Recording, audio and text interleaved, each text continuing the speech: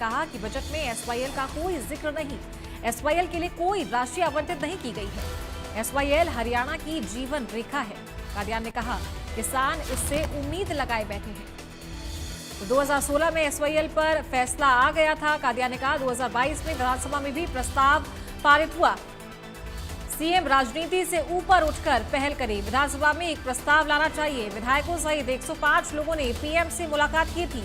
नेता प्रतिपक्ष भूपेंद्र हुड्डा ने एसवाईएल पर कहा कि पूर्व सीएम मनोहर लाल ने कहा कि हुड्डा मनोहर लाल ने अवमानना का केस की बात की थी। राष्ट्रपति प्रधानमंत्री से मिलने की बात हुई थी। राष्ट्रपति प्रधानमंत्री से कोई मुलाकात नहीं हुई। सुप्रीम कोर्ट का आदेश है, जब तक अवमानना का मामला दायर नहीं होगा तब तक ये मुद्दा कैसे हल होगा।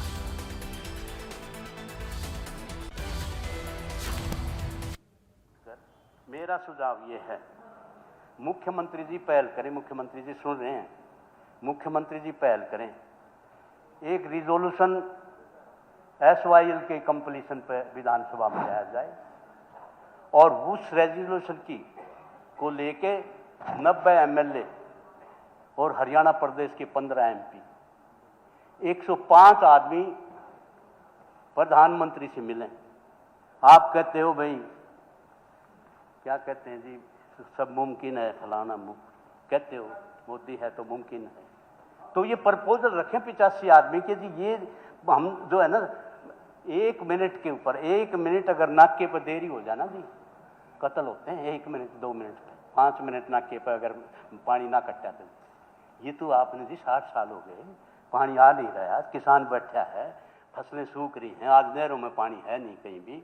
तो मेरा मतलब है कि प्रधानमंत्री जी के पास प्रपोजल रखें। एसवाईएल का ये मेरे ख्याल में खट्टर साहब मुख्यमंत्री थे उस समय उठाया था और उन्होंने आश्वासन दिया था कि हम कंटेम्प्ट डालेंगे। अब तक तो कोई चक्रा नहीं हुआ। क्यों सो रही है एसवाईएल के मामले में सरकार यहाँ है? हाँ, जब यहाँ मतलब हुआ बात हुई, क्योंकि जब ये फैसला आया उसके बाद जो है ऑल पार्टी मीटिंग बुलाई थी तत्कालीन मुख्यमंत्री खट्टर साहब ने, और वहाँ ये फैसला हुआ था राष्ट्रपति को भी मिलेंगे, प्रधानमंत्री को भी मिलेंगे। राष्ट्रपति को मिलाने की जिम्मेवारी मेरी छोड़ी थी, प्रणब मुखर्जी साहब थे, और प्रधानमंत्री जी से जिम्मेवारी मुख्यमंत्री जी से। कोई मुलाकात नहीं हुई। गए जब गृह मंत्री आए वहाँ, उस टाइम गृह मंत्री राजनाथ जी थे, और वहाँ सुप्रीम कोर्ट के अटॉर्नी जनरल जो भी वकील थे टॉप के आए थे। वहाँ मैंने सवाल पूछा था कि भाई इसमें क्या है। बोला जी कुछ नहीं है, ऑर्डर फाइनलिटी अटेन कर चुका है, अब तो इम्प्लीमेंटेशन की बात है। जब अगर सुप्रीम कोर्ट का आदेश ही नहीं मानेंगे और कंटेम्प्ट हम डालेंगे नहीं तो कहाँ जाएंगे हम? हरियाणा के भविष्य के साथ खिलवाड़ कर रहे हैं।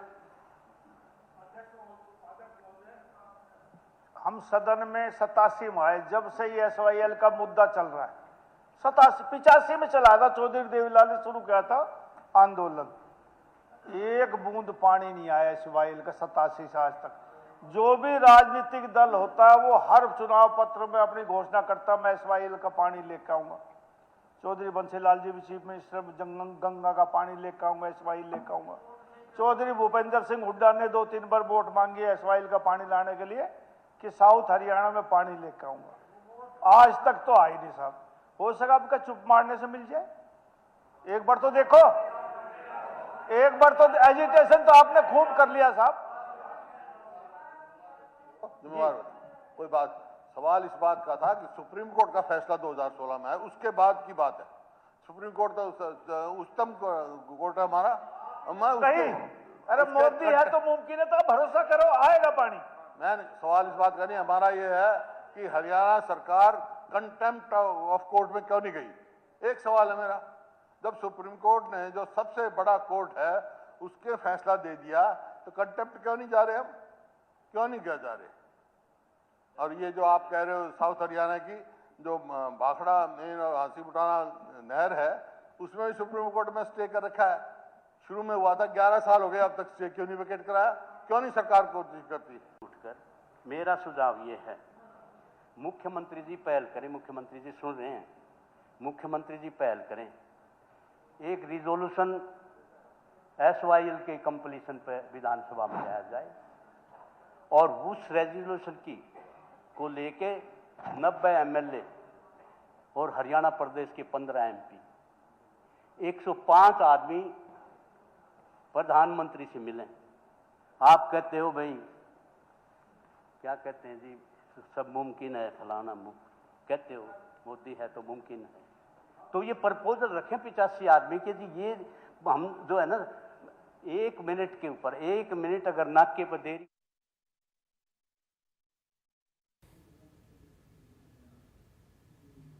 और इसी के साथ आज विधानसभा में कर्ज का मुद्दा भी उठा है। सदन में कर्ज को लेकर तीखी बहस हुई। भूपेंद्र हुड्डा ने कर्ज का मुद्दा उठाया, सीएम नायब सैनी ने जवाब दिया।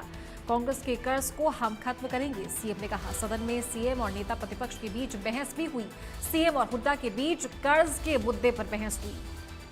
सीएम ने कहा नीति आयोग ने कर्ज के लिए विंडो तय की है। कांग्रेस के समय विंडो टच कर ली गई थी। हमने कर्ज को कम करने का काम किया है, तो कांग्रेस के लिए कर्ज को इस साल पूरा करेंगे।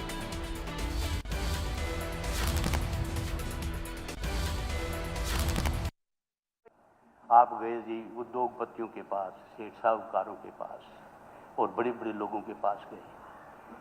आप 25 छोटे मोटे संगठन हैं किसानों के, किसी एक संगठन से आपने सलाह मशवरा किया हो तो नहीं? संगठन नहीं, संगठन आप बता दें रिकॉर्ड में भाई वो संगठन बुलाया था।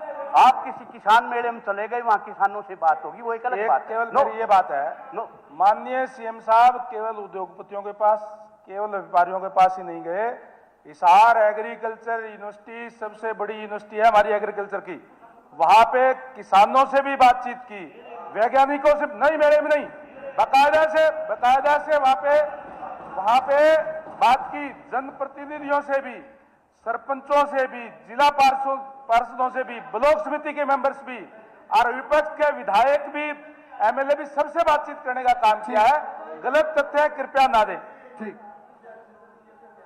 कि सभी जब विधानसभा के सभी 90 के 90 सदस्यों को माननीय मुख्यमंत्री जी ने आमंत्रित किया था, लेकिन विपक्ष का एक भी व्यक्ति वहां पर नहीं पहुंचा। वह सब जिम्मेदारी नहीं थी यहाँ बोलकर एडवर्टीजमेंट लूटनी, वाहवाही लूटनी, जो जिम्मेदारी थी सकारात्मक विपक्ष की भूमिका निभानी थी, वो नहीं निभाई इन्होंने।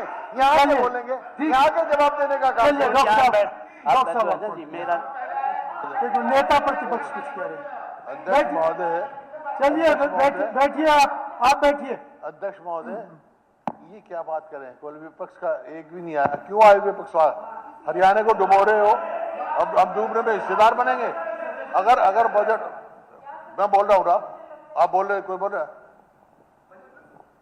जब क्यों आए अध्यक्ष जी, विपक्ष क्यों आए? अपना जो हरियाणा कर्जे में डुबा रहे उसमें साझेदार बनने के लिए लोगों से, मतलब ये कहते हैं विपक्ष से सलाह कर ली, अपने विश्वास से कर्जा ले लिया, कर्जे में डुबा दिया हरियाणा को। क्यों आए भाई?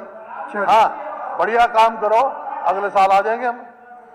चलिए स्पीकर सर, एक स्पीकर सर, मुख्यमंत्री जी, मान्य अध्यक्ष जी, कर्ज के ऊपर लेकर के मैंने बहुत डीपली बात की, एक बार नहीं की मान्य अध्यक्ष जी, कई बार इस महान सदन के अंदर मैंने बात रखी है कि कांग्रेस का जब कार्यकाल था उसकी नीति आयोग ने एक विंडो भी तय की है माननीय अध्यक्ष जी, भी इस विंडो से ऊपर ज्यादा कर्जा नहीं ले सकते।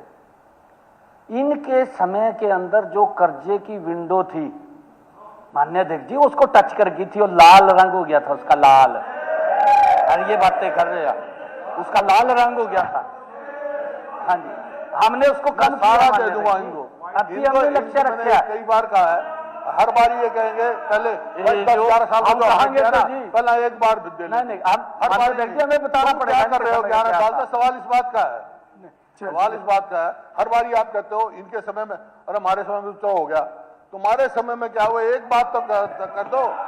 मान्य अध्यक्ष जी, अपने समय में एक वो किया, एक बात अपने समय में उसको कम कर रहे हो। 24 फसलों के एमएसपी दे, 24 फसल हरियाणा में इस आज तक बजट नहीं गिराई। कौन सी होती है 24 फसल? इस बजट के अंदर मैंने इस बजट के अंदर ये भी कहा है कि अगले साल से जो इनके समय का कर्जा था जिसको हम देने का काम कर रहे, वो इस साल के अंदर पूरा का पूरा उतर जाएगा जो इन्होंने कर्जा लिया था बिजली विभाग से। अगले साल से मैंने अपने बजट भाषण के अंदर इसकी चर्चा की कि अगले साल से पता लग जाएगा कि और चलिए इसी के साथ बुलेटिन में फिलहाल इतना ही। आप देखते रहिए इंडिया न्यूज़ हरियाणा। नमस्कार।